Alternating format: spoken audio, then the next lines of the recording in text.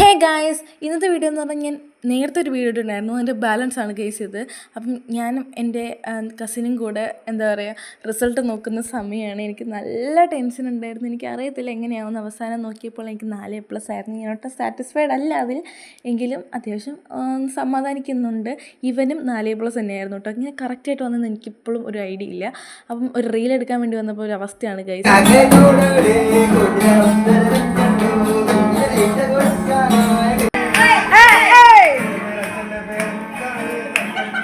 അങ്ങനെ ഇവരുടെ കലാപരിപാടികളൊക്കെ കഴിഞ്ഞിട്ട് അവർക്ക് എല്ലാവർക്കും നമ്മൾ ജയിച്ചതിൻ്റെ ഭാഗമായിട്ട് ചിലവ് നടത്തുന്നതാണ് കേട്ടോ ഇത്.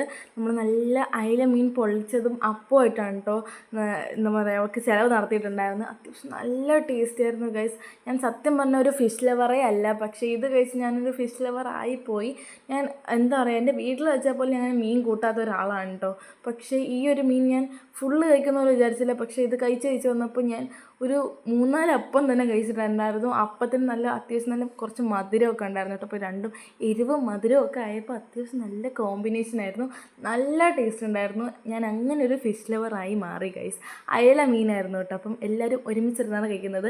ഈ കഴിക്കുന്ന സമയം രാത്രി 2:30 എന്തിനാണ് കേട്ടോ ഗൈസ്. കാരണം വേറൊന്നുമല്ല, നമ്മൾ ഉണ്ടാക്കി വന്നപ്പോൾ അത്യാവശ്യം നന്നായിട്ട് ലേറ്റ് ആയിട്ടുണ്ടായിരുന്നു. അപ്പോൾ അതുകൊണ്ടാണ്. അപ്പോൾ ഇന്നത്തെ വീഡിയോ ഇത്രയൊക്കെ ഉള്ളൂ. Bye guys.